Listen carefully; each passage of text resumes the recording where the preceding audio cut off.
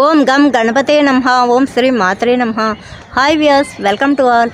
ఈరోజు మనము తొలి ఏకాదశి గురించి కొన్ని అంశాలు తెలియజేసుకునే ప్రయత్నం చేద్దాము. వీడియో ఎక్కడ స్కిప్ కాకుండా చూసే ప్రయత్నం చేయండి. ఓకే ఫ్రెండ్స్, అయితే వీడియోలోకి ఎంటర్ అయిపోదాము. ఆషాఢ మాసంలో శుక్లపక్షంలో వచ్చే 11వ తేదీని మనము తొలి ఏకాదశి అని అంటామన్నమాట. ఈ ఏకాదశినే దేవశయన ఏకాదశి అని, హరిశయన ఏకాదశి అని కూడా పిలుస్తుంటారు. అంటే శ్రీ మహావిష్ణువు ఈ ఏకాదశి రోజు నిద్రలోకి జారుకుంటారనమాట. 4 నెలల పాటు నిద్రలోనే ఉంటారు.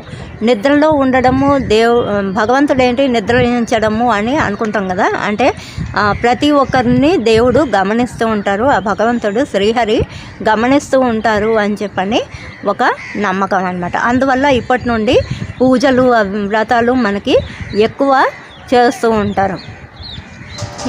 అయితే ఇప్పటి నుండి మనకి చాతుర్మాస వ్రతం ఒకటి ప్రారంభమవుతుంది. 4 నెలల పాటు ఈ వ్రతాన్ని చేస్తారు కనుక చాతుర్మాస వ్రతము అని అంటారు. చాతుర్మాస వ్రతంలో మొదటి నెల కూరలేవి తీసుకోరు. సెకండ్ మంత్ పాలు తాగరు. థర్డ్ మంత్ వచ్చి పెరుగు ఆహారంగా స్వీకరించారు అనమాట. 4th మంత్ బద్దలాగా ఉండే పప్పు ధాన్యాలు ఏవి తీసుకోరు. అంటే పెసరపప్పు, కందిపప్పు ఇటువంటివి బద్దలాగా విడిపోతుంది కదా, ఇటువంటి ఆహార పదార్థాలని స్వీకరించరు. తొలి ఏకాదశి రోజు ఒకవేళ వర్షం పడినట్టయితే కనుక అది సమాజానికి ఎంతో మేలు చేస్తుంది అని ఒక నమ్మకం అన్నమాట. అలాగే శ్రీ మహావిష్ణువు యొక్క పూజలు అవి చేస్తుంటారు.